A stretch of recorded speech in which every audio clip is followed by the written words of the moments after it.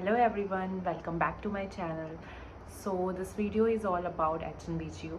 HNBGU university है, ये 3 parts में ओवरऑल डिवाइडेड है। इसका मेन कैंपस श्रीनगर में है। उसके बाद ये जो श्रीनगर है ये उत्तराखंड में है। कई लोग इसको जम्मू कश्मीर वाला श्रीनगर समझते हैं, तो ये इसका मेन कैंपस है। देन सेकेंड वन एक पौड़ी में है BGR campus and third one is in Tehri Garhwal. तो अगर आप प्रेफरेंस की बात करें तो ये आपकी मर्ज़ी है, बट जनरली बच्चे HNBGU श्रीनगर में एडमिशन लेते हैं। सो ये 3 पार्ट्स हैं इसके। सबसे पहले तो HNBGU जो है 2 पार्ट्स में डिवाइडेड है श्रीनगर में। इसका पहला पार्ट जो है वो बिरला कैंपस श्रीनगर में है, और कुछ रिमेनिंग डिपार्टमेंट्स जो बाद में एक्सटेंड होकर चौरास में बने वो चौरास कैंपस में है। तो दोनों कैंपस में से आपको कोई सा भी मिल सकता है depending on your course. Like अगर मास्टर्स के मोस्ट ऑफ द कोर्सेज़ को देखें तो वो चौरास में है, लेकिन इंग्लिश डिपार्टमेंट हो गया या फिर पेंटिंग एंड ड्राइंग हो गया या फिर एजुकेशन से रिलेटेड हो गया, तो ये सब बिरला कैंपस श्रीनगर में ही है। अब बात करते हैं हॉस्टल की। इसमें हॉस्टल आपको कैसे मिलेगा।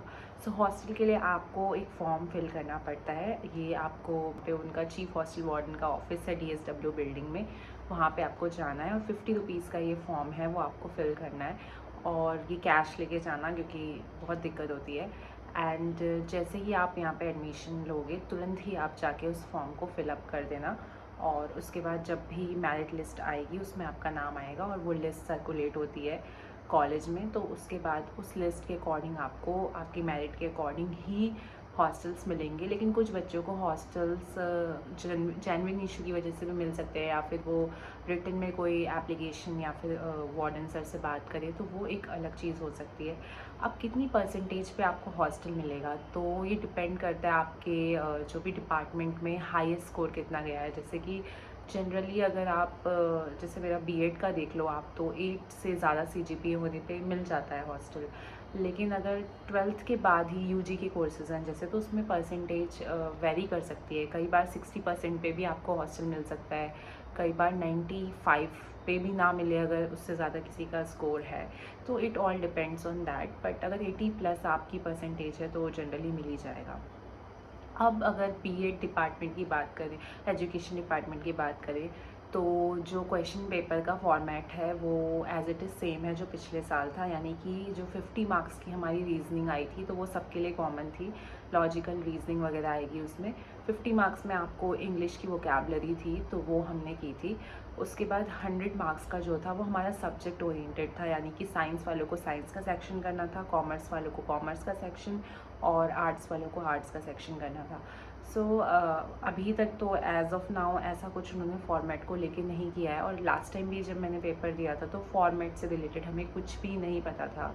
जस्ट हम पेपर देने गए थे। इसमें टीचिंग एप्टीट्यूड बिल्कुल भी नहीं पूछा गया था, और जनरल क्वेश्चंस थे। लाइक अगर आपको बेसिक नॉलेज है अपने सब्जेक्ट की और थोड़ा रीजनिंग और इंग्लिश अच्छी है तो आप कर सकते हो इसको क्लियर। हमारा जो पेपर था वो लगभग मतलब जैसा हम देख सकते हैं उसमें 130 तक की मेरिट गई थी 200 में से आर्ट स्ट्रीम में, और साइंस में जितना मुझे बताया गया था तो 165 के अराउंड। तो अगर आप 100+ स्कोर कर रहे हैं तो आपका B.Ed में हो सकता है। और जो B.Ed है उसमें लगभग हमारी क्लास में 100 स्टूडेंट्स हैं, तो इतनी ही सीट्स होती हैं, तो आप उस हिसाब से पढ़ सकते हैं। बट अल्टीमेटली डिपेंड्स ऑन कि आपको कितना ज़्यादा जनरल लेवल पे चीज़ें पता है। इसके बाद अगर बाकी डिपार्टमेंट्स की मैं बात करूँ तो जनरली क्वेश्चन पेपर में कोई भी ऐसा चेंज नहीं आया, चाहे वो BPED हो या कोई भी डिपार्टमेंट का पेपर हो, जो पुराना फॉर्मेट है वही फॉलो हो रहा है। तो आप प्रिपेयर कर सकते हैं।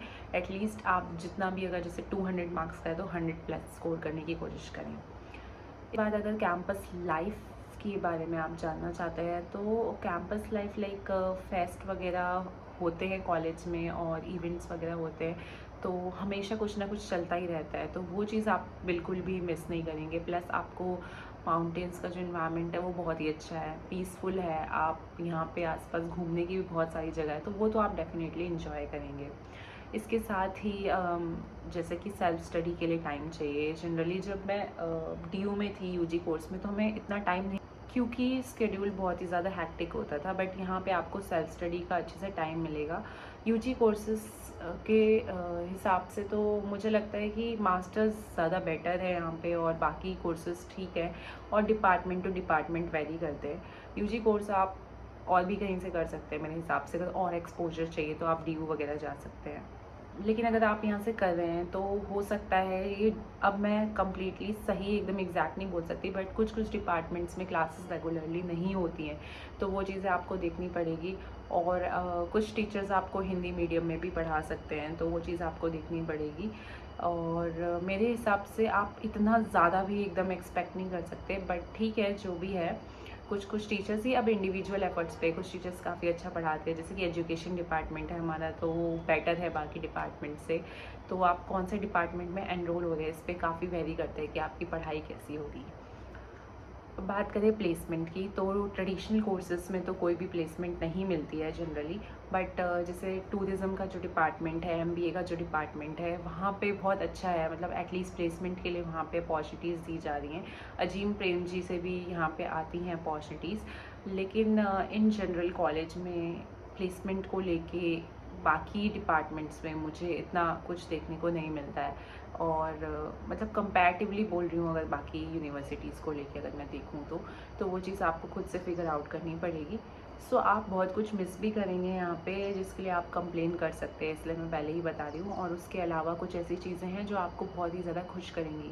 अगर आपको सेल्फ स्टडी के लिए चाहिए, मतलब आपको कॉलेज की क्लासेस से ज़्यादा मतलब नहीं है और खुद से पढ़ना चाहते हैं, तो आप यहाँ बिल्कुल आएँ। और अगर आप कहीं घूमना प्रेफर करते हैं, माउंटेन्स को एक्सप्लोर करना चाहते हैं, तब तो बहुत ही अच्छा ऑप्शन है। श्रीनगर से ऑलमोस्ट सारी चीज़ें पास है, तो ये चीज़ आपको मिलेगी। ठीक है, अब मैं बात करती हूँ हॉस्टल लेना चाहिए या बाहर जो रूम्स हैं वो किस तरह है। तो मैं श्रीनगर आई थी, तब से श्रीनगर काफ़ी ट्रांसफॉर्म हो गया है, अब काफ़ी ज़्यादा रूम की फैसिलिटीज़ यहाँ अवेलेबल है। बट मेरे हिसाब से हॉस्टल को अभी भी कुछ कॉम्पीट नहीं कर सकता, क्योंकि हॉस्टल में ओनली 5000 के अराउंड फ़ीस है पूरे साल की, और मेस लड़कियों के लिए तो 2500 ही है पर मंथ खाना। तो उस हिसाब से आपका अगर देखिए तो बहुत ही सस्ता है। और आप रूम देख सकते हैं कितना प्यारा है, मतलब ऐसा एम्बियंस तो आपको रूम लेके नहीं मिल सकता जो हॉस्टल में है ऑनेस्टली। बट हॉस्टल में बस कुछ रेस्ट्रिक्शंस है, लाइक अगर आपको, मतलब वैसे तो आप 8 बजे तक, अब तो 9 बजे हो गई है टाइमिंग, तो 9 बजे तक आप बाहर जा सकते हैं। उसके बाद आपकी अटेंडेंस होती है, आपको हॉस्टल आना मैंडेटरी है। लेकिन अगर आप बाहर रहना चाहते हैं या आउटिंग लेना चाहते हैं या परमिशन चाहिए, तो उसके लिए आपको घर पे कॉल करवानी पड़ती है पेरेंट्स से। मैम एक एप्लीकेशन लेती हैं और उसके बाद मैं घर पे बात करती है मैम, और उसके बाद आप जितने भी टाइम तक जहाँ भी जाना चाहते हैं अलाउड हो जाता है। तो वो चीज़ है कि आपको पहले एप्लीकेशन देनी होगी, परमिशन लेनी पड़ेगी, तभी आप नाइट आउट के लिए जा सकते हैं। तो ये कुछ रेस्ट्रिक्शंस लग सकती हैं, और रोज़ आपको अटेंडेंस में आना है, 10-15 मिनट की जो अटेंडेंस होती है। और जो भी हॉस्टल से रिलेटेड अगर कोई भी चीज़ हो रही है तो आपको बुलाया जा सकता है। तो ये सारी चीज़ें आपको रूम पे नहीं मिलेगी, वहाँ पे आपकी अपनी फ्रीडम है, आप जितने भी बजे मतलब जाएँ। बट हर जगह रूम पे भी इतनी फ्रीडम नहीं होती है, it depends on your landlord. तो मेरे हिसाब से अगर आपको इन सब चीज़ों से कोई प्रॉब्लम नहीं है, आप 9 बजे अगर आ सकते हैं, तो आपको हॉस्टल लेना चाहिए। क्योंकि देख सकते हो कितना अच्छा स्ट्रक्चर है। 3 साल होने को है हॉस्टल में रह रही हूँ, और सच में मुझे इससे अच्छा ऑप्शन कुछ दिखता नहीं है। हाँ, कुछ लोगों को खाने की दिक्कत हो सकती है, हॉस्टल का खाना अलग अलग जगह अलग है, तो मे बी आपको वो पसंद ना आए। So that's all about HNBGU। अगर इसके अलावा भी कुछ पूछना है तो आप कमेंट्स में पूछ सकते हैं। Bye bye.